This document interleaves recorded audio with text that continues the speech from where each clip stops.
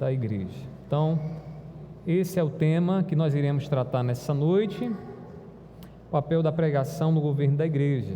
Wilson, pega aqui o meu, por favor, a minha. Pedro, você pode fazer a chamada da sala? Diga, Marcone, como é? Atos capítulo 6, do versículo 1 ao 17. De 1 ao 7 foi? Então, tira esse 1 daí. Eu tiro aqui o 1, tá bom? É do 1 ao 7, não é do 1 ao 17 não. Exagerei um pouquinho aqui, tá bom? Vamos fazer a leitura? Lembrando os irmãos que Atos foi escrito por quem? Quem lembra? Quem escreveu Atos? Lucas, né? Eu já disse a vocês que é uma experiência muito enriquecedora se vocês lerem o Evangelho de Lucas e depois de terminar de ler o Evangelho de Lucas, você leia Atos, porque Lucas e Atos se complementam, né? Então é muito interessante depois vocês fazerem isso em casa, quando estiverem lá nas leituras diárias de vocês, fazendo essa leitura aí, lê o Lucas, pula João e vai logo para o livro de Atos. E aqui nessa passagem, agora nós iremos ler, aqui no capítulo 6, um momento em que são escolhidos ali os diáconos. E aí aqui tem muito a nos dizer acerca do tema que nós iremos tratar nessa noite. Está dando microfonia aqui, os irmãos ajeitem aí, por favor. Diz assim a palavra do Senhor, meus irmãos: naqueles dias, aumentando o número dos discípulos, houve murmuração dos helenistas contra os hebreus, porque as viúvas deles estavam sendo esquecidas na distribuição diária. Então os 12 convocaram a comunidade dos discípulos e disseram: não é correto que nós abandonemos a palavra de Deus para servir às mesas. Por isso, irmãos, escolham entre vocês 7 homens de boa reputação, cheios do Espírito e de sabedoria, para os encarregarmos desse serviço. Quanto a nós, nos consagraremos à oração e ao ministério da palavra. O parecer agradou a todos. Então elegeram Estevão, homem cheio de fé e do Espírito Santo, Filipe, Prócoro, Nicanor, Timão, Parmenas e Nicolau, prosélito de Antioquia. Apresentaram estes homens aos apóstolos, que orando lhes impuseram as mãos. A palavra de Deus crescia e em Jerusalém o número dos discípulos aumentava. Também um grande grupo de sacerdotes obedeciam à fé. Que Deus aplique a sua palavra. Nós vamos pedir a Ele mais uma vez ao auxílio do Espírito. Meu Pai, queremos te rogar nessa noite mais uma vez, tenhas misericórdia de nós. Reconhecemos a nossa fraqueza, às vezes, Senhor, até entendemos a tua palavra, Pai, mas quando chegamos diante de alguns princípios, diante de algumas aplicações que a tua palavra aqui nos faz, nos sentimos fracos demais e nós te pedimos ajuda nessa noite, Senhor, que aquilo que nós iremos ouvir, o estudo que aqui será ministrado, possa chegar aos nossos corações e se transformar em vida.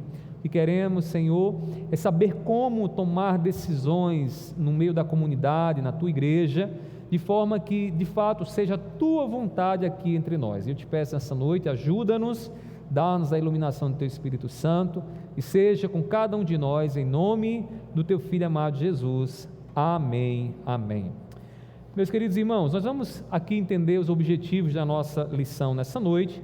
E aí os irmãos podem perceber aí em cima, na sua revista, temos lá os objetivos. Primeiramente, ao término dessa lição, o aluno ele será capaz de compreender a relação entre ética bíblica e a pregação. Então, como é que nós sabemos qual é o comportamento que nós devemos ter? E aplicando ao contexto da igreja, como é que nós sabemos qual é o caminho que a igreja deve trilhar? Isso aí vem da cabeça do pastor, de alguma liderança, vem da denominação. Quem é que tem a palavra maior de autoridade dentro da igreja? E aí nós vamos entender a relação que há entre a ética bíblica e a pregação. Uma são os princípios que Deus nos dá, os princípios que Deus estabeleceu para nós nos conduzirmos, e o outro é a proclamação desses princípios, que acontece por meio da pregação da palavra. Então, quando o pregador ele prega, ele está dizendo o quê? Qual é a vontade de Deus? E essa vontade de Deus, quando ela é compreendida a partir das Escrituras, então nós somos capazes de trilhar o caminho que Deus ele quer para a nossa vida. É por isso que uma igreja onde não há pregação, meus irmãos, é uma igreja perdida. É uma igreja que muitas vezes caminha muito longe da vontade de Deus. Não só a igreja no sentido da comunidade, mas também a nossa vida. Quando nós não escutamos a pregação genuína da palavra de Deus, quando nós ouvimos é o que o homem quer, é o que o homem acha, é o que...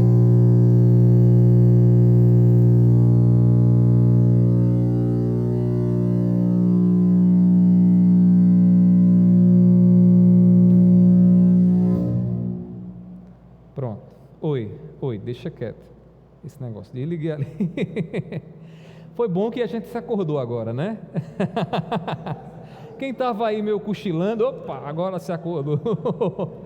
Eu espero que você que está acompanhando em casa não tenha escutado aqui esse barulho todo, tá bom? Mas faz parte, é assim mesmo, Deus sabe todas as coisas.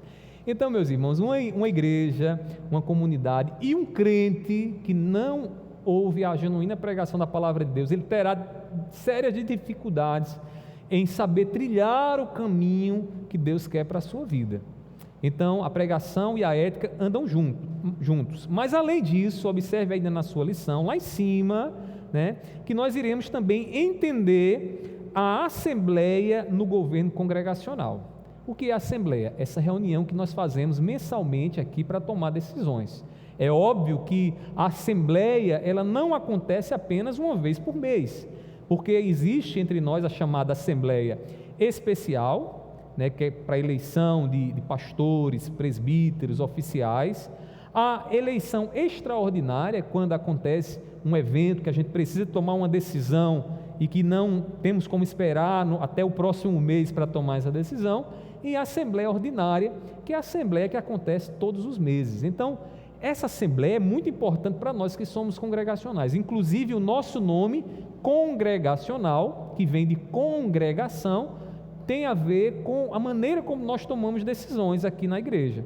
Então, há decisões aqui que são tomadas juntamente com a igreja, e a igreja é reunida em conselho, todos nós reunimos, então, reunidos dizemos, é isso que nós queremos, é esse o caminho que a gente vai trilhar.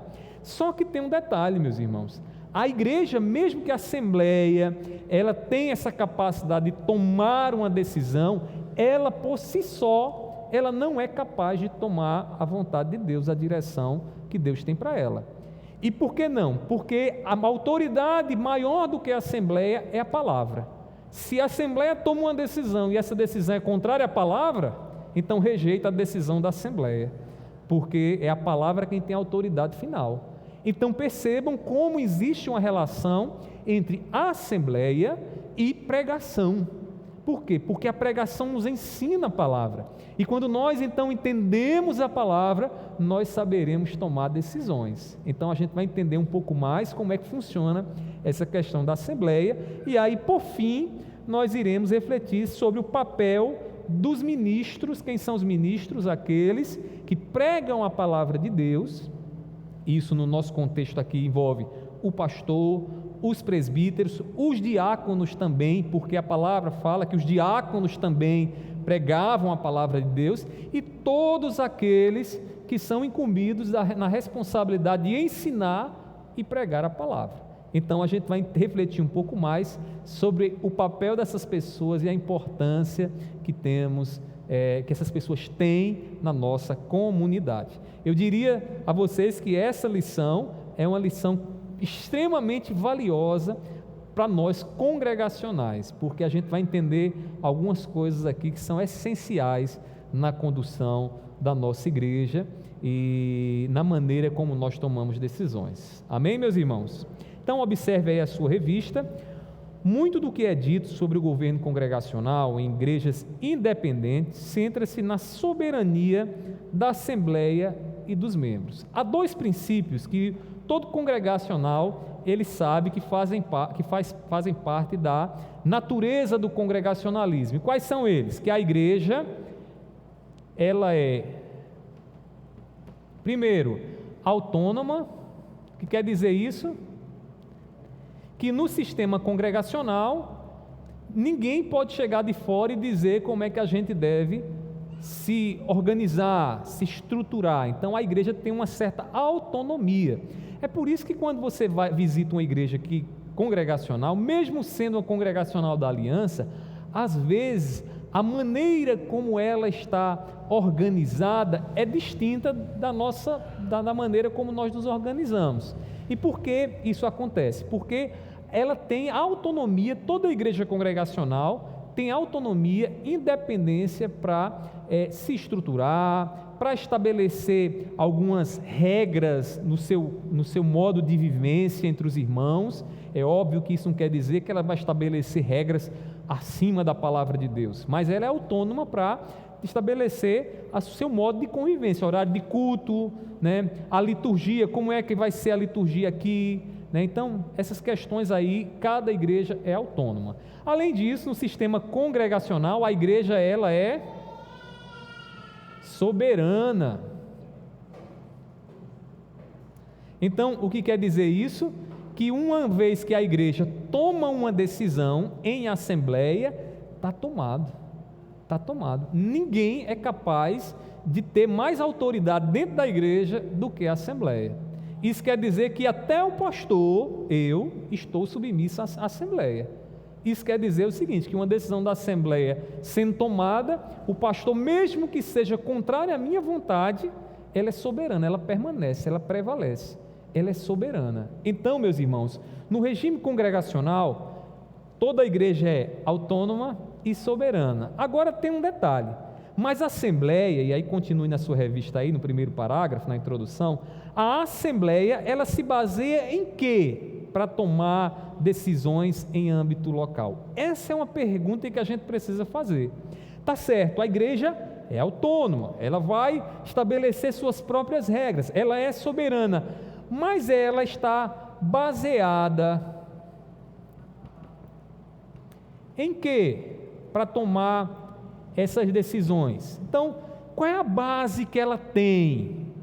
Será que é o líder, o pastor que é carismático, e aí o pastor diz, olha, tem que ser assim e acabou, né? Porque tem lugares por aí que é assim que funciona, né? O pastor, as pessoas tanto reverenciam o que ele diz, que o que ele diz, mesmo que esteja acima da palavra, as pessoas simplesmente consideram ele e não consideram o que a palavra tem a dizer. Então, no sistema congregacional, a igreja ela está baseada nas Escrituras. Meus irmãos, isso aqui é tão importante para que a gente durma tranquilo, porque às vezes a gente está em assembleia tomando decisões e a gente quer tanto que a nossa vontade prevaleça, que a gente não consulta se a palavra de Deus nos orienta a tomar aquela decisão. E isso pode ser um sério problema para a gente. Imagine, aqui vamos fazer aqui algumas conjecturas, né, algumas imaginações para a gente ver como é problemático quando uma igreja não está baseada na palavra, né? Quando uma igreja está baseada na palavra. Vamos pensar aqui que a igreja seja ignorante acerca da palavra. Se ela é ignorante acerca da palavra, facilmente alguém vai manipular as decisões na assembleia. Vai. Porque vai dizer, olha, o correto é isso aqui, e vai levantar argumentos, razões, mas não vai buscar na Bíblia. E quando não se busca razão nas Escrituras, você pode tomar decisões que vão entrar em choque direto com a palavra de Deus e, consequentemente, você e eu, todos nós seremos afetados. Por quê? Porque nós não agiremos como Deus quer que nós hajamos. Porque como é que a gente sabe o que Deus quer que a gente faça? Observando a palavra. Quando nós entendemos a palavra, sabemos o que a palavra tem a dizer, nós sabemos o que é que o nosso Deus tem a dizer. Então, meus irmãos, é algo extremamente é complicado quando uma igreja congregacional ela não atenta para a palavra, porque a palavra de Deus é soberana. Existem outros tipos de governo por aí. Existe o governo episcopal. O que é um governo episcopal? Onde existe um presidente lá e tudo que o presidente fala, todos os que estão abaixo dele acatam. Olha só, e se esse presidente não for um homem de Deus? Se esse presidente for um homem carnal, que age baseado na carne e não baseado nas escrituras, toda a igreja vai ser prejudicada.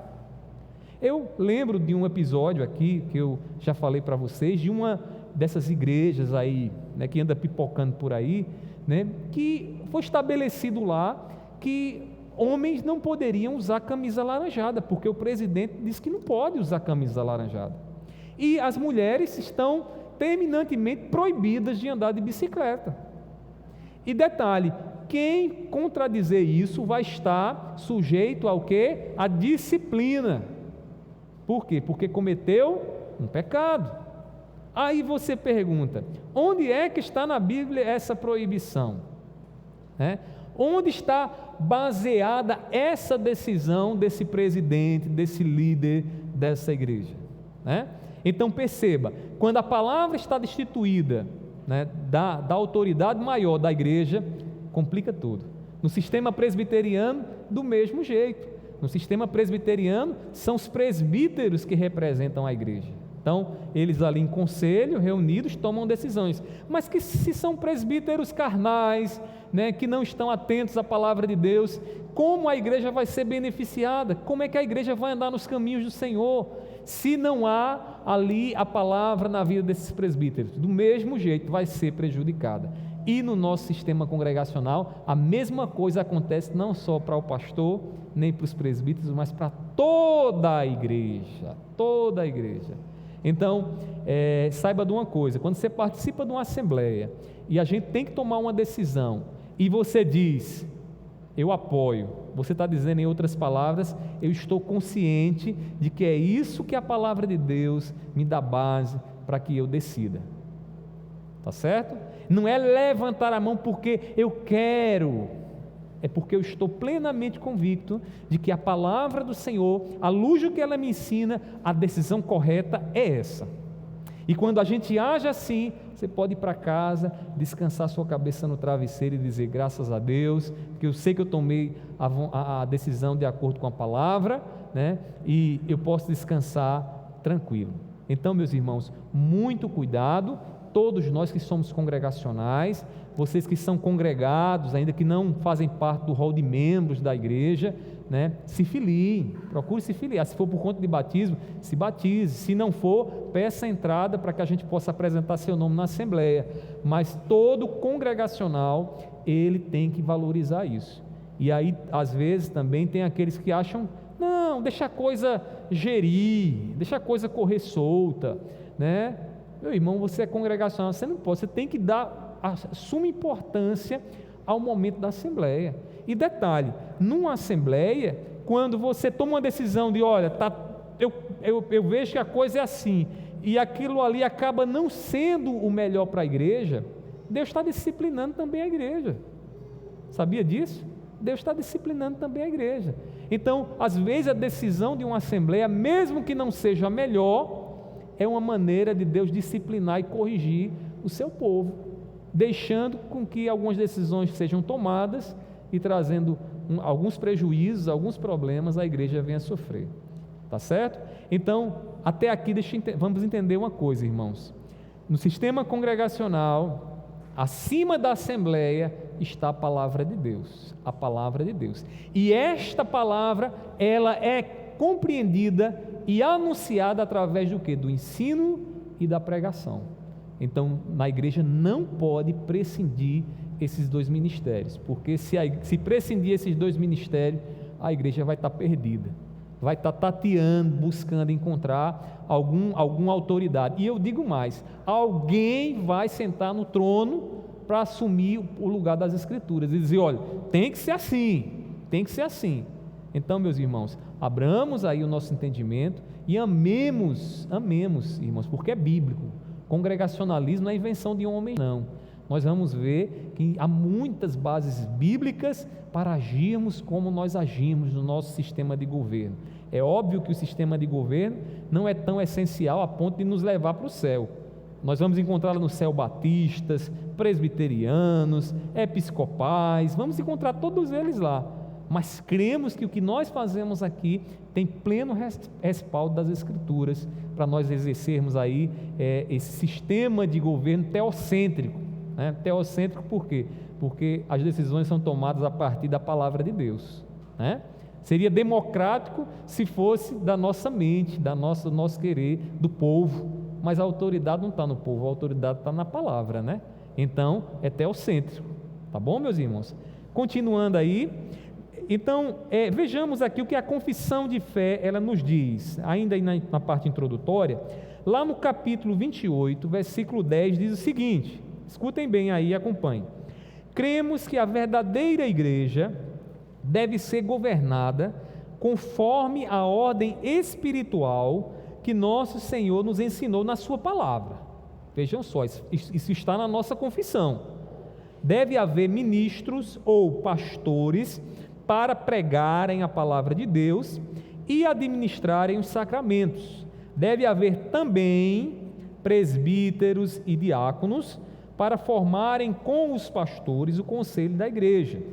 Assim, devem manter a verdadeira religião e fazer com que a verdadeira doutrina seja propagada, que os transgressores sejam castigados e contidos de forma espiritual e que os pobres e os aflitos recebam ajuda e consolação conforme necessitam. Dessa maneira, tudo procederá na igreja em boa ordem quando forem eleitas pessoas fiéis, né? Então, só aí corroborando com aquilo que falamos, a nossa confissão de fé deixa isso explícito. Então, no governo congregacional, nós precisamos devemos gerir a igreja, governar a igreja de acordo com a ordem espiritual que está onde? Está na palavra. Então, não podemos nos afastar disso. E aí, continuando ainda mais, notemos que esse ponto da nossa confissão nos ensina sobre a estrutura do governo congregacional para as igrejas da aliança, não esquecendo a assembleia, não desprezando os ofícios, mas enaltecendo a palavra de Deus como detentora de poder para guiar toda a igreja na vontade de Deus. Então, meus irmãos, aqui fica claro para nós que a palavra do Senhor, ela deve ser, ou melhor, que a palavra do Senhor deve ter o lugar de rainha, né? Se assim podemos dizer, em nossas decisões como igreja. Então, vamos agora ver o primeiro ponto. E aí, nesse primeiro ponto, iremos tratar sobre a ética bíblica e a pregação. Observemos que, ao falar sobre a palavra de Deus, Paulo instrui Timóteo sobre os objetivos da Escritura para a vida da igreja. Vamos agora abrir nossas Bíblias e vejamos lá 2 Timóteo, capítulo 3, versículos 16 a 17. 2 Timóteo, capítulo 3, versículo 16 e 17, depois o 4, versículo 1 e 2.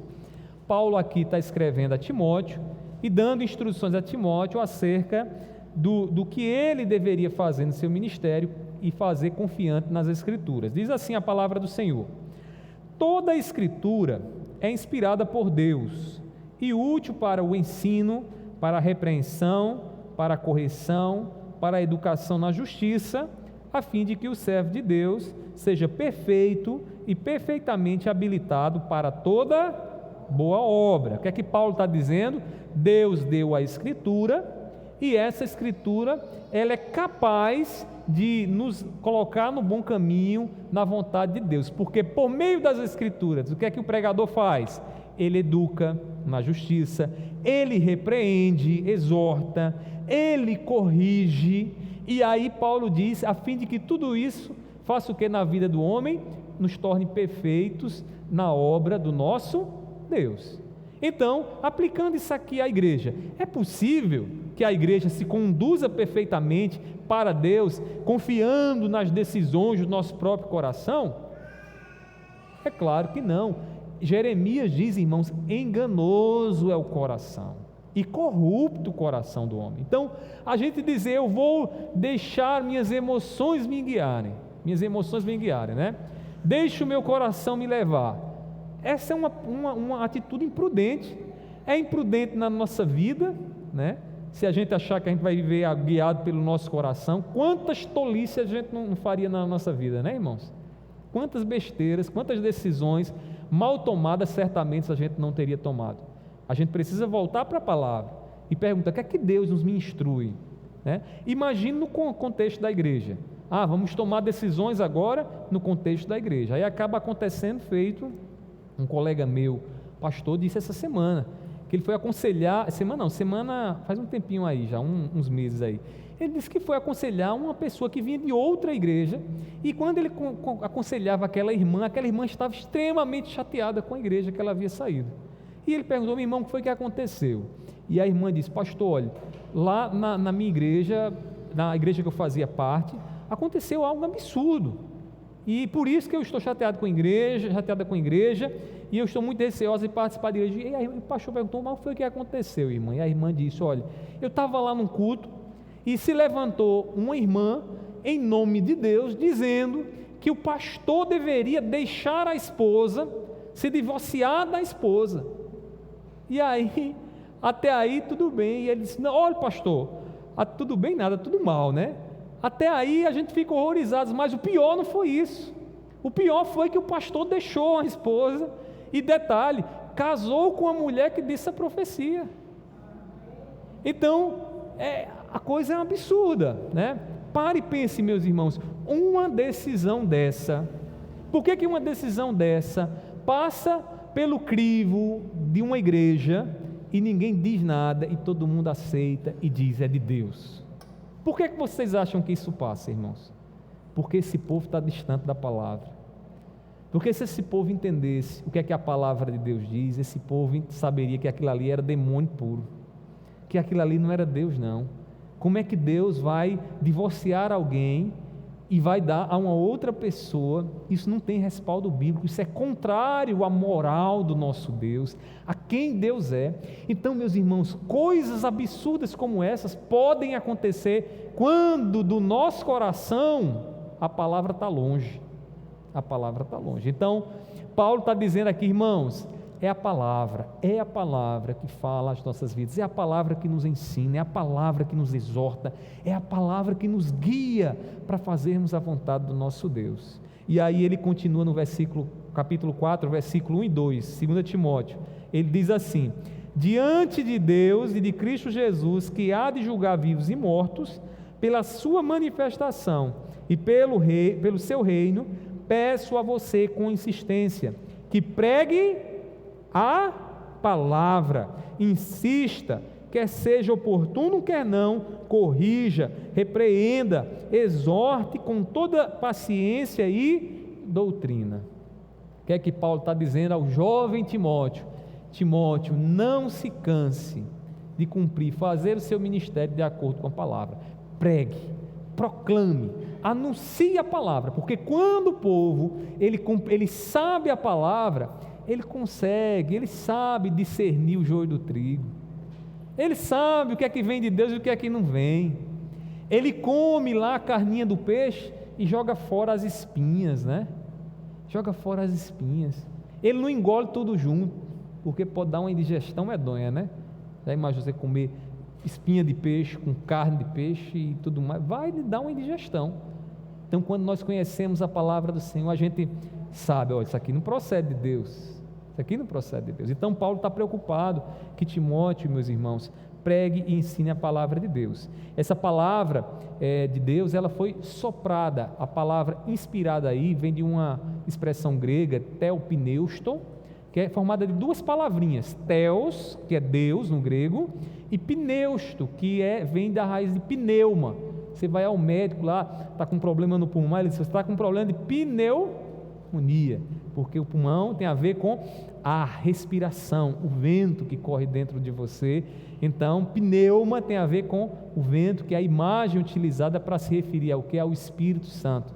Então, teopneusto é soprada por Deus, a palavra que Deus soprou onde? No ouvido dos autores inspirados que escreveram aquilo que Deus deixou para as nossas vidas. Então, essa palavra é inspirada. E eu queria que você notasse comigo aí, né? Veja o que essa palavra ela nos dá condições de fazer, né?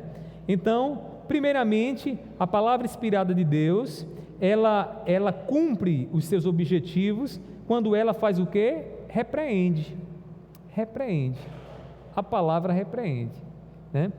Eu conversava com alguém esses dias e uma pessoa do interior lá de Pernambuco, a pessoa dizia, né, que tinha alguns irmãos que estavam saindo da igreja, porque diz que toda vez que chegava na igreja, que ouvia a palavra de Deus, se sentiam repreendidos pela palavra, e que não aguentavam mais aquilo, porque só ia lá e chegava lá e vinha uma repreensão,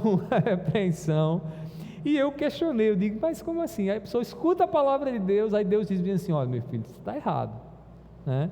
Você está fazendo aí o que o seu coração quer, não é o que Deus quer. Aí a pessoa fica chateada, e porque a palavra fala o que o seu coração revela, melhor, o que o seu coração quer, que não é de acordo com a vontade de Deus, a pessoa se chateia e vai embora. Meus irmãos, um dos papéis da palavra de Deus é repreender, e a gente não pode estranhar isso, e nem deixar de querer isso. Sabe por quê? Porque Deus corrige o filho a quem ama. Então, quando a palavra do Senhor ela é exposta, e ela nos leva a refletir no nosso coração, que precisamos mudar a direção do nosso coração, e entendemos aquilo ali como uma repreensão da parte de Deus, saiba de uma coisa, se sinta amado, e se sinta amada, porque Deus ele corrige, ele disciplina o filho a quem ama. Imagina uma mãe que diga, o filho diz, mamãe, eu quero pegar aquela faca da cozinha e brincar com ela. Você como mãe, permitiria isso? Você permite? Lá em casa, tenho certeza que Mirelle, né, que está mais nessa parte da cozinha, não permitiria. E pare e pense, por quê? Que motivos tem Mirelle para não permitir? Porque ela não quer ver uma desgraça na vida dos filhos dela, nos nossos filhos, não é assim? Aí o menino chora e diz, mas eu quero, minha mãe, essa faca. Aí esperneia, grita, faz o maior escândalo, aí ela vai dar mesmo assim? Aí o que é que ela faz? Meu filho, eu te amo, eu não posso colocar essa faca nas tuas mãos, você vai fazer um mal a si mesmo. E ele chora, esperneia, e lá na frente, quando ele cresce um pouquinho, aí ele entende, minha mãe tinha razão, era melhor não me dar aquela faca. Então perceba, irmãos, Deus ele nos repreende, e na repreensão de Deus, muitas vezes o nosso coração não vai seguir o curso que quer. Deus vai dizer, espera aí minha filha, não é esse o caminho que você quer não, o que eu quero para você não. E você vai dizer, meu pai, mas é isso que eu quero, mas não é isso que eu quero. E aí a gente tem que dizer, Senhor, depois, né, de entender, Senhor, muito obrigado, meu pai, porque tu me livraste dos meus próprios males, dos meus próprios pecados, e isso pode ser um sério problema para mim. Então, Paulo diz aqui, observe aí no texto, no versículo 16, 2 Timóteo 3,16, ele diz que toda a escritura é inspirada por Deus e útil para o ensino e para a repreensão. E repreensão é o que? Mostrar o erro, é dizer, olha, está errado. Então a palavra, quando ela é ensinada, quando ela é pregada, ela mostra o erro. Mas não só isso, aqui também diz que a palavra corrige. Corrigir é a mesma coisa de disciplinar. Então a gente viu aqui, deixa eu colocar aqui, primeiramente ela repreende,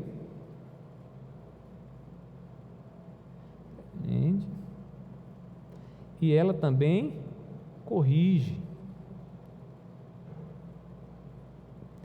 Quando a Mariana quebrou lá o braço dela, ela teve que se submeter a 2 cirurgias.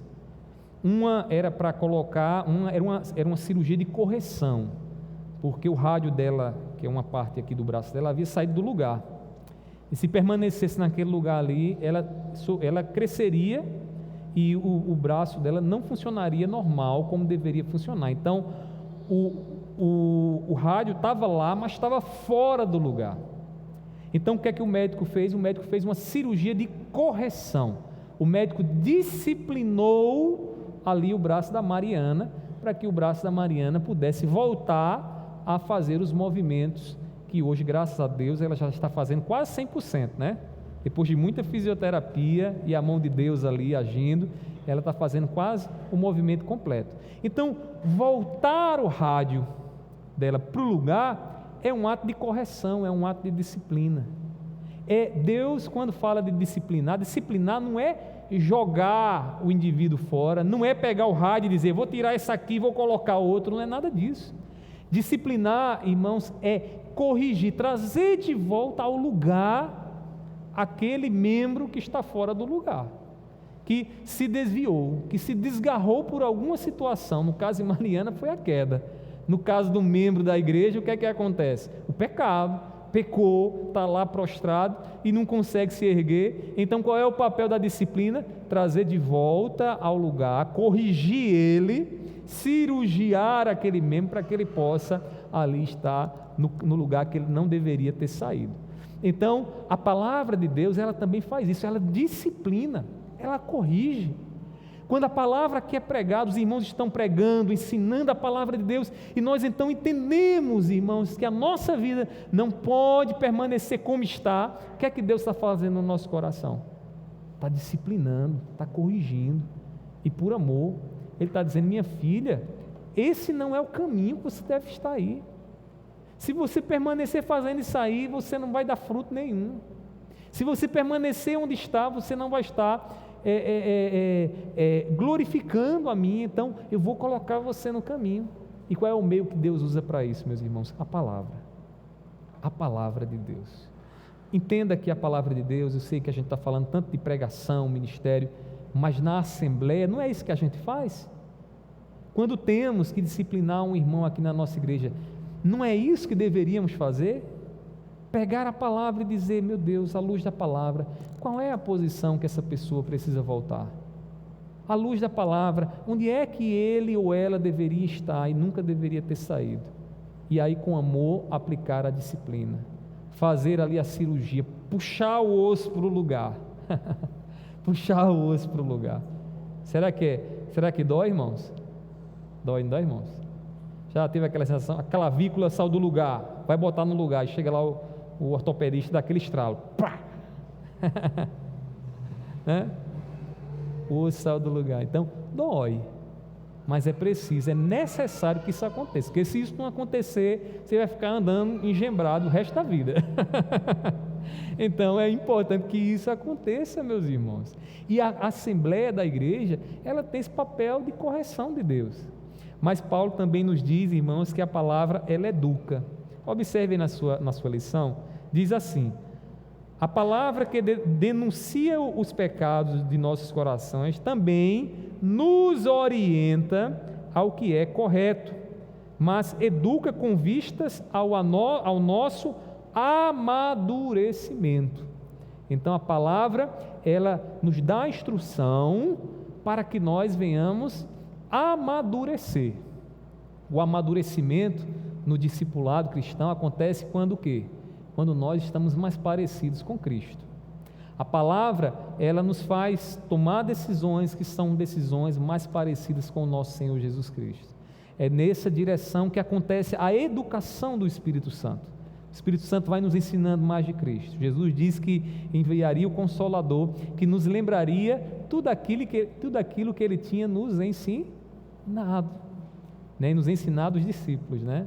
Então os discípulos foram ensinados, e aí a lembrança da palavra aconteceria por meio do Espírito. E o Espírito também nos lembra ainda hoje as palavras de Jesus que estão onde? Nas Escrituras Sagradas. Então a educação que o Deus faz é uma educação que nos orienta à vontade de Cristo e a nos parecer mais com Cristo Jesus. Isso é maravilhoso, né, meus irmãos? Paulo diz no versículo 17 assim, 2 Timóteo 3,17: a fim de que o servo de Deus seja perfeito e perfeitamente habilitado para toda boa obra. toda boa obra. Que boa obra é essa? A vida de Jesus, o que Jesus fez, o que o nosso Senhor Jesus fez. Então, meus irmãos, como povo de Deus, devemos viver em todos os empreendimentos da nossa vida, guiados pela palavra do Senhor. É a palavra que nos guia, nas decisões que tomamos na nossa vida pessoal, na nossa família, como também na igreja. E essa palavra, ela nos vem de uma forma pública, através da pregação e do ensino da palavra, dela, quando ela é esmiuçada para nós, e quando ela é aplicada então à nossa vida, como ela também vem da meditação em casa, né? É muito estranho, né, que a gente queira que a nossa alma esteja sempre nutrida, quando a gente não se disciplina a todos os dias alimentar um pouco mais a nossa alma. Se você passar um dia sem beber e sem comer, seu organismo vai começar a gritar dentro de você a necessidade que você tem de comida e bebida, né? Assim que acontece. Sua boca fica logo seca, seu estômago começa a tomar a frente dos seus pensamentos. Você com fome, você não pensa direito, né? Você não pensa, você fica só pensando na comida. E você fica como aquele desenho animado que olha para um lado e vê aquele galeto andando, né? Aquele pedaço de bife passando. Então a mente toma a dianteira e você não consegue agir direito. Então a gente precisa nutrir o nosso corpo com água e comida. O nosso espírito também necessita ser nutrido. E a nutrição vem quando o quê? Quando nós meditamos na palavra de Deus. A meditação não é uma leitura nas carreiras, não. A meditação é pegar aquela palavra e moê-la de tal forma que você encontre um significado espiritual à sua vida e aplique aquilo na sua vida. Então o princípio está lá, a verdade está lá, e o que é que a gente faz? A gente vai então comendo e dizendo: Senhor, como isso se aplica à minha família, no meu trabalho, Senhor, como isso me leva a refletir um pouco mais nas minhas decisões. Então a meditação nos leva a esse nível de amadurecimento, e a palavra é que nos dá esse amadurecimento. Então, meus irmãos, é a palavra que nos guia, é a palavra que deve nos guiar. É por isso que Paulo diz: prega, Timóteo, não fala outra coisa não vai contar historinha não vai contar lá testemunho. Eu sei que testemunho é uma bênção, a gente se alegra com o que Deus tem feito na vida dos nossos irmãos, mas o que sustenta não é testemunho, o que sustenta é a palavra.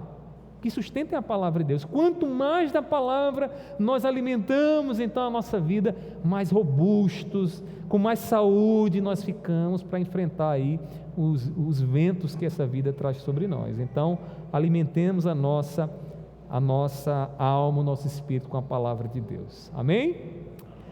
Vendo isso, então agora vamos ver o ponto 2. Veja aí na lição: os ministros no governo congregacional. E eu queria que você abrisse sua Bíblia comigo agora, lá em 1 Coríntios, capítulo 4, nós vamos ler o versículo 1 e 2. Observe uma coisa aqui: Paulo está falando do seu ministério, do ministério dele também, daqueles que pregam a palavra de Deus, e aqui ele nos revela muitas coisas interessantes acerca do ministério daquele que prega a palavra no governo congregacional, o ministro, né? Diz assim a palavra do Senhor: assim, pois, importa que todos nos considerem como ministros de Cristo e encarregados dos mistérios de Deus. Ora, além disso, o que se requer destes encarregados é que cada um deles seja encontrado fiel. Na sua tradução, talvez tenha assim, que encarregado seja mordomo, administrador ou despenseiro da palavra de Deus. A palavrinha grega que ele utiliza aqui é oikonomos, que significa, que pode ser traduzido por mordomo, dispenseiro. Eu acho essa imagem do dispenseiro uma imagem muito rica, porque naquela época como é que funcionava a coisa? O patrão, ele tinha um dispenseiro que era o administrador do lar, que cuidava da despensa da casa. Era na despensa que estava toda a alimentação, e o dispenseiro então ele ia até essa despensa, pegava esse alimento e servia na mesa de toda a família. Então ele administrava aquilo que era servido à mesa da família. Paulo diz: eu sou despenseiro dos mistérios de Deus. Paulo está dizendo em outras palavras: eu tenho o entendimento e a revelação que Deus me dá, e sirvo a mesa como? Pregando à igreja, ensinando à igreja o que Deus me trouxe, o que Deus me deu através de sua revelação. Então Paulo, como dispenseiro fiel, o que é que se requer de um dispenseiro fiel?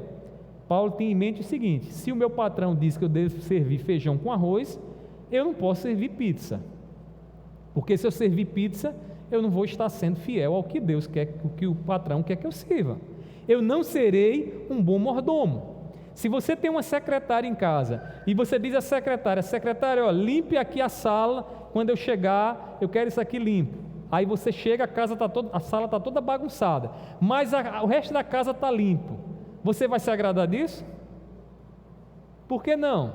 Porque você pediu para limpar a sala, né?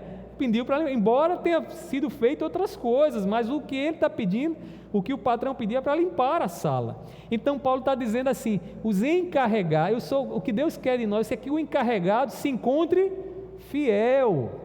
Agora, como é que um pastor, como é que um ministro, alguém que ensina a palavra, que prega a palavra, ele se encontra fiel no reino de Deus? Alguém gostaria de sugerir?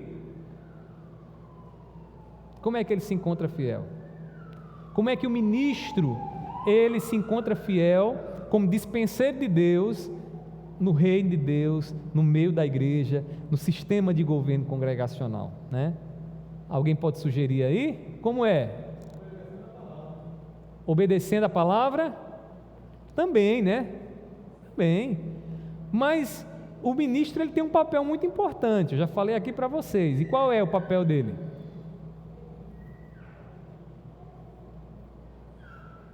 E aí? Vamos lá? Estou esperando você falar. Está com medo de errar? Tenha medo não. Meus irmãos, qual é o papel do ministro? Ensinar e pregar a palavra de Deus. Como é que o dispenseiro de Deus vai ser encontrado fiel? Quando ele prega fielmente a palavra de Deus.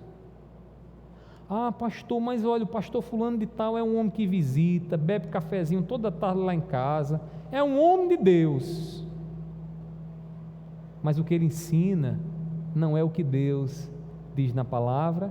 O que ele ensina é heresia pura, como mandaram para mim um vídeo agora à tarde, de um pastor dizendo que o evangelho não salva, o que salva é a graça. Olha a sutileza desse ensino, olha a sutileza. O evangelho não salva, o que salva é a graça. Parece ser uma coisa assim, né? E detalhe, eu ouvi esse vídeo e as pessoas dizendo atrás: aleluia! Como assim, meu irmão? Não, com certeza não ouviu, não. Umas coisas absurdas, irmãos, desse tipo. Aí detalhe, esse mesmo indivíduo pode ser aquele pastor que bebe um cafezinho na sua casa, que é muito social, mas não é fiel à palavra de Deus. À luz do que Paulo está dizendo aqui, ele não é um dispenseiro fiel, porque o dispenseiro fiel, ele pega a palavra e ele ensina a palavra, ele põe na mesa aquilo que Deus, o patrão, colocou na despensa. E o que foi que Deus colocou na despensa? O evangelho, Cristo Jesus, a palavra de Deus. Então, como é que nós podemos ser fiéis a Deus se a gente não faz isso? Então, meus irmãos, a gente tem que ter um crivo bastante aguçado, né, em relação ao que a gente ouve, e também aos critérios que a gente tem de pastor, viu? Que a gente tem de pastor, porque tem muitos mercenários por aí, tem muita gente que quer ser pastor para ter uma vida confortável, buscando uma vida confortável para si. É isso que muitos estão por aí e querem, né?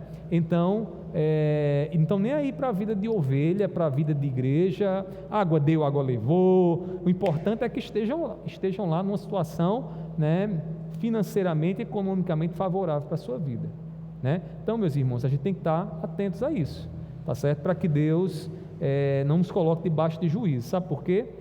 Porque quando Deus dá à igreja homens desse tipo, pode ter certeza, Deus está dando juízo para a igreja. Deus está dando juízo para a igreja. Eu já experimentei isso na pele, irmãos, de ver Deus colocando uma igreja em juízo. E Deus, quando colocou a igreja em juízo, foi o que aconteceu, a igreja inchou. E você sabe que inchaço não é a mesma coisa de você quando ganha uma massa muscular bem trabalhada, né? Se seu braço engrossa porque você ganhou lá, né, uma massa muscular, né, Wilson? Ficou lá fortão, lá malhando, muita disciplina, beleza, é saudável. Mas quando o seu braço incha, né, por conta de alguma coisa que quebrou, sei lá, ou quem sabe o anabolizante que você tomou, você sabe que aquilo ali não é saudável. Então eu vi Deus disciplinando igrejas, irmãos, onde Ele fez inchar a igreja encheu de gente que não cria em Jesus, estava ali pelo movimento, pelo reteté, pela zoada, por tudo no mundo, menos pela palavra, pelo evangelho. Sabe o que foi que aconteceu? Tempo depois esse pastor saiu, a igreja desinchou, secou, os membros começaram a se envolver em coisas horríveis. E como é que a gente interpreta situações como essas? Juízo de Deus. É juízo de Deus, pode ter certeza de uma coisa. É a mesma coisa quando Deus diz o seguinte: você está lá brigando com Deus, Senhor, eu queria tanto fazer aquilo, e você sabe que Deus quer que você faça outra coisa. Aí Deus diz: você quer fazer aquilo ali mesmo? Vai lá, faça. Eu vou deixar você fazer. Vai lá. Aí você vai lá todo contente: agora eu vou fazer. Aí quando você vai fazer, quebra a cara, leva uma cipuada bem boa. Aí Deus diz assim: olha, está vendo que você está chorando aí agora? Está vendo como foi amargo sentir, beber um cálice que eu não te dei, que você que tomou para si mesmo? Então, meus irmãos, é disciplina do Senhor. Quando nós acreditamos que o melhor caminho é o caminho do nosso coração e não o caminho da palavra. E é aí que a gente tem que ter muito cuidado nas nossas decisões como igreja congregacional. Por quê? Porque as nossas decisões, destituídas a palavra de Deus, elas podem nos colocar debaixo de grande juízo. Meus irmãos, a pregação fiel, aí no segundo parágrafo, no terceiro parágrafo, a pregação fiel à revelação de Deus na Escritura guiará o rebanho à vontade do Senhor, para a vida comunitária, inclusive suas resoluções no governo eclesiástico, como já vimos falando aqui. Se a pregação não for fiel ao que Deus requer de seu povo na palavra, observe bem, todo edifício desmorona e a igreja incorrerá em muitos erros. Daí percebemos a grande responsabilidade que uma igreja tem em eleger seu pastor e separar candidatos ao ministério pastoral. Sem as qualificações paulinas que estão lá em 1 Timóteo capítulo 3, tanto no âmbito moral, espiritual e no ensino e pregação, a igreja sofrerá grandes danos. É por isso que a gente tem que apresentar à igreja: está aqui o pastor, está aqui o diácono, está aqui o presbítero. Essa semana a gente vai fazer isso, né? A gente vai fazer isso essa semana agora. Próximo mês sou eu. Esse mês agora são os oficiais. Então quarta-feira, melhor dizendo, será assembleia especial aqui na nossa igreja. E lá será apresentada a vida dos diáconos e presbíteros. E vocês mais uma vez vão dizer: nós concordamos que ele fique, porque à luz da palavra de Deus é isso, ele está vivendo aquilo que a palavra do Senhor ensina. À luz da palavra. Não é o que eu quero, não é porque é bom para mim, não é assim que funciona, irmãos. Não é assim: não gosto não, como a gente vai eleger um político aí, né? Eu gosto, não gosto, tem lá minhas razões A ou B. Não, em assembleia a gente tem que ir para a palavra e dizer: deixa eu ver se está de acordo com a palavra, tá? Não está, sai. Um tempo desse agora, teve uma igreja muito conhecida da nossa denominação, que 90% dos oficiais foram destituídos do cargo. 90%. Sabe o que é? A igreja disse: olha, 90% vai sair deles. E saíram, porque faz parte do governo congregacional. E a igreja foi muito clara nos critérios, embora não sou estranho, né? 90%, mas de fato eram diáconos que não cumpriam o seu ofício bem, Eram presbíteros que não ensinavam, não disciplinavam, não doutrinavam a igreja, né? Então, e é casos de pastores que não pregam a palavra de Deus, né? Que não cuidam do rebanho, né? Então, meus irmãos, a igreja, ela tem critérios na palavra. Leia lá 2 Timóteo 3, você vai ter lá critérios. É óbvio que a perfeição não existe. É o pastor perfeito, é o presbítero perfeito, diácono perfeito, não existe. Mas, irmãos, ali estão os critérios para que a gente possa tomar uma decisão de acordo com a palavra. De acordo com a palavra. E a gente tem que levar em consideração isso, para dormirmos tranquilos diante de Deus. E dizer, Senhor, muito obrigado, Senhor, porque eu sei que eu posso baixar minha cabeça no travesseiro. Eu sei que a decisão não foi uma decisão da minha cabeça, do que eu imaginava, foi uma decisão que o Senhor me orienta a tomar. Então, o Senhor me orientou a tomar, está tomada. Então, meus irmãos, os ministros no governo congregacional, eles têm a responsabilidade de pregar a palavra de Deus, serem dispenseiros, e a igreja tem critérios para avaliar se o que eles estão fazendo está de acordo com a palavra. Está de acordo com a palavra. Então, meus irmãos, que Deus nos ajude. Eu falo agora como ministro, né? Porque o ministério pastoral, meus irmãos, ele é bem pesado. Ele é um ministério louvável, porque nós estamos falando de coisas eternas. Um engenheiro, um professor aqui nesse mundo, ele prega de coisas, ele fala de coisas da natureza, mas que um dia vai ser tudo desfeito, né? Vai ser tudo desfeito aqui, vai passar, mas o que nós estamos falando aqui acerca de Deus, o que Deus permanece para toda a eternidade, irmãos, permanece para toda a eternidade. Então, o pastor, ele tem esse honroso ministério, mas ele também tem um fardo pesado, sabe por quê? Porque um advogado, ele pode ser um adúltero, um médico, ele pode ser um estelionatário, ladrão, e ser um bom médico, né? Mas um pastor, ele tem que ser um bom pastor, e ele tem que ser um homem que tem um caráter ilibado diante da sociedade, que ninguém tenha o que falar dele, porque se tiver que falar dele, complicou o ministério dele, né? Imagina um pastor que todo mundo fala mal dele, compra, não paga, né? Como tem casos por aí, pastor da língua solta, anda ferindo A ou B, fala demais, né? Pastor que gosta de contenda, porque tem desses também, que gosta de estar no meio de uma confusão, né? Não para resolver, mas para botar mais lenha na fogueira, né? Eu fico até assombrado. Um dia desse eu conversava no meio de alguns pastores aí eu disse bem assim: rapaz, tem determinadas situações que a gente tem que dizer, olha, deixa quieto. Aí um pastor olhou para mim e disse assim: a gente não pode dizer deixa quieto, não. E era uma situação que, não posso falar, mas é uma situação bastante delicada. Por quê? Porque ia gerar só contenda, ninguém chegar a lugar nenhum, só confusão. Mas eu conheço as decisões desse pastor, eu sei que era só confusão que ele queria. Então, meus irmãos, às vezes tem desses por aí, e aí a gente tem que ter o crivo, né? Tem que ter o crivo. Eu não sei até quando a gente vai estar como pastor aqui, mas não se esqueçam disso não, não se esqueçam disso não. Amem a palavra do Senhor e usem os crivos que a palavra do Senhor nos dá, para que a gente possa escolher sempre homens valorosos, tementes ao Senhor, que pregam a palavra de Deus com fidelidade e tenham vida.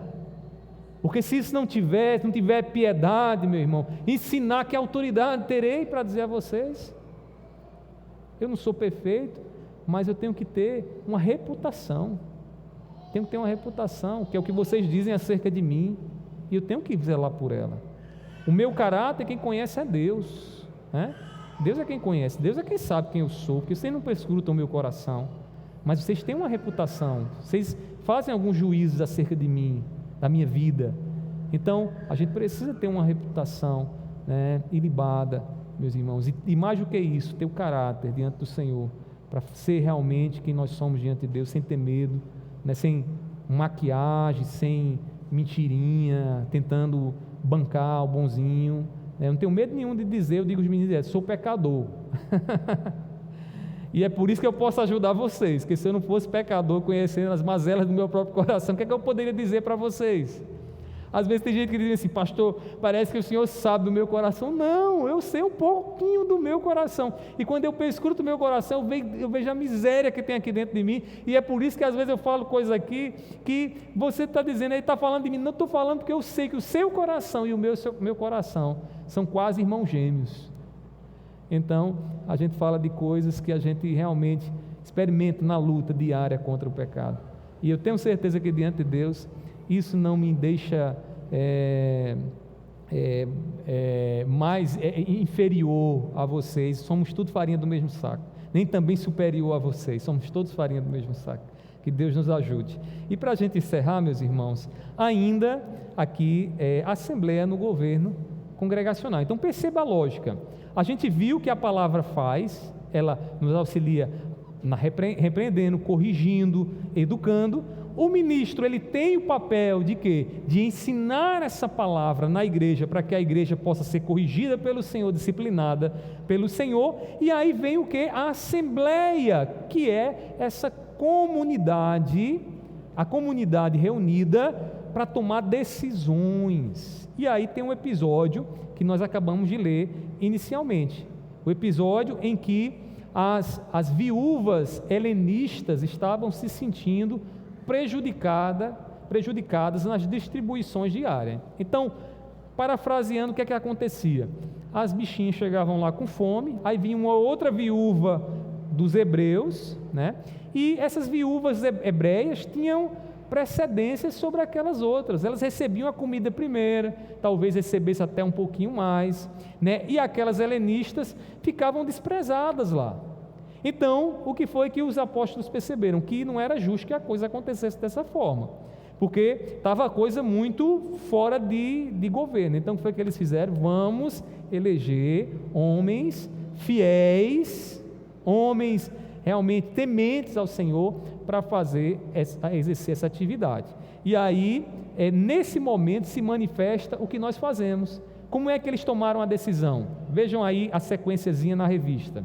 Primeiro, os apóstolos convocaram a igreja e definiram o papel dos pastores, que era o de se dedicarem ao ministério da palavra e diz mais, da oração.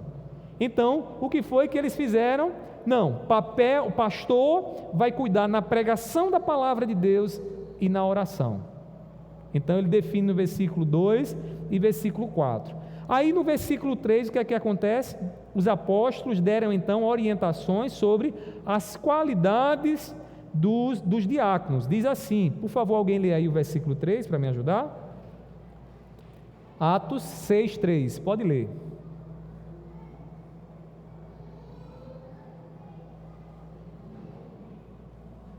O que é que diz? Atos 6:3.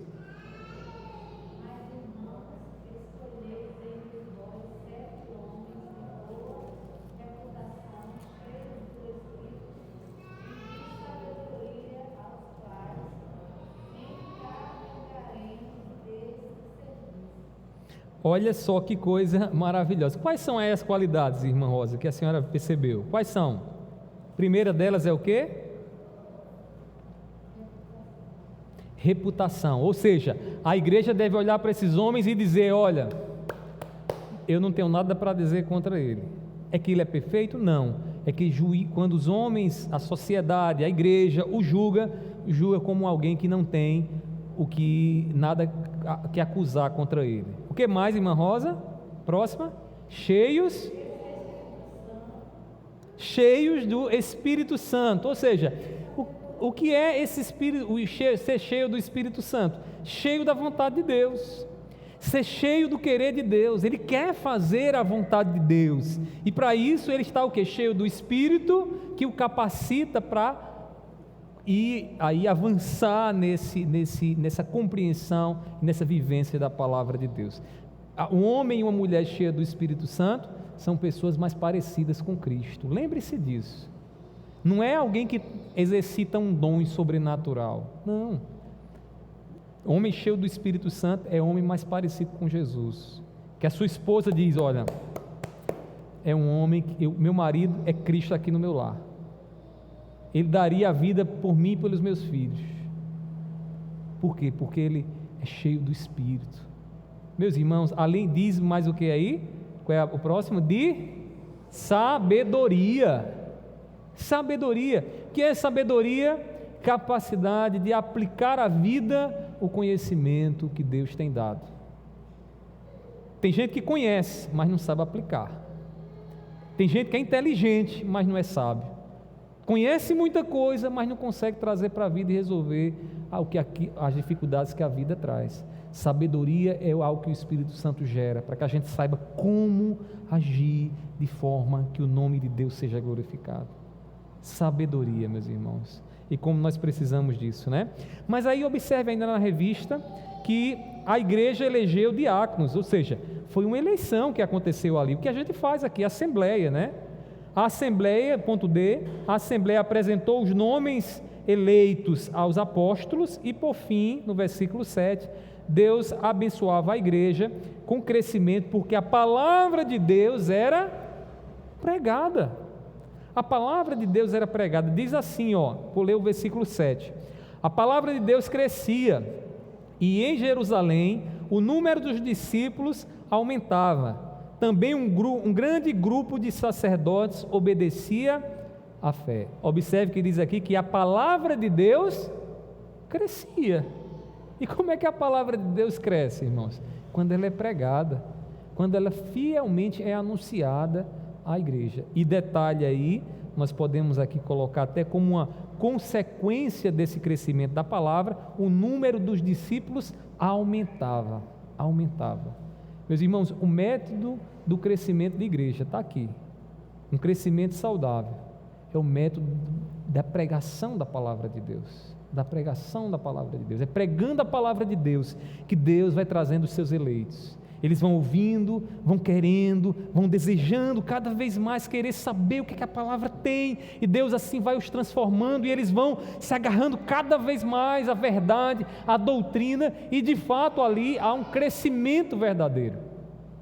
Porque crescimento, irmãos, onde eu vou para a igreja porque o programa da igreja é legal, não é o crescimento que Deus quer para nós, né?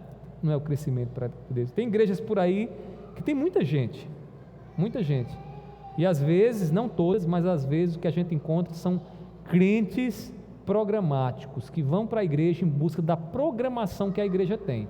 Tem acampamento disso, encontro daquilo outro, e fica nesse moído, né? E pouca palavra, pouco conhecimento sólido na palavra. E aí, consequentemente, irmãos, são igrejas que crescem, né? Ficam velhas, mas não amadurecem espiritualmente, porque é a palavra que nos faz crescer de forma saudável. Portanto, meus irmãos, concluindo aqui a nossa lição, que sejamos conduzidos pelo Espírito do Senhor para considerarmos as recomendações de sua palavra quanto ao governo da sua igreja, que sejamos tanto como os oficiais quanto membros fiéis à palavra de Deus no exercício desse governo, que outros interesses não nos tornem infiéis ao Senhor. Que Deus tenha misericórdia de nós e nos abençoe. A expressão-chave aqui é o seguinte: amemos a palavra e vivamos a palavra, para que a nossa igreja, irmãos, esteja sempre debaixo da bênção do Senhor, sempre debaixo da bênção do Senhor, tá bom? Que Deus nos ajude. Os irmãos gostariam de fazer alguma observação, alguma colocação, fiquem à vontade. Não? Calma, de um por um. Amém, né, meus irmãos? Só algumas perguntinhas de aprofundamento aí na nossa lição. Primeiro, qual é o papel da pregação no governo congregacional? Diante do que vocês ouviram, qual é o papel da pregação? Como é que vocês veem a pregação? Alguém gostaria de responder? Pergunta 1, está aí na lição de vocês. Qual o papel da pregação no governo congregacional?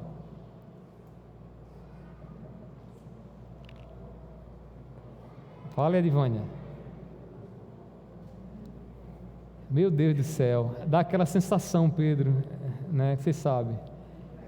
Qual é? Pregar a palavra, correto. Agora, qual o papel nas decisões da comunidade, nas decisões da congregação. Qual é o papel dela, da pregação? Será que a gente não tem papel nada? A pregação é só no domingo, na assembleia, quem decide é a gente mesmo, acabou-se. É assim que funciona? É ou não é? Por que não? Na palavra. E para buscar esse direcionamento na palavra, a gente precisa fazer o quê? A pregação. É a pregação que vai nos nortear nas decisões que a gente precisa tomar. Não se esqueçam disso, meus irmãos, para que vocês não venham tomar decisões precipitadas e trocar aí 8 por 80, né? Sem nada. Outra pergunta: por que a Bíblia chama pastores de dispenseiros dos mistérios de Deus? Por quê? Porque os pastores são chamados de dispenseiros? Porque eles têm a responsabilidade de quê?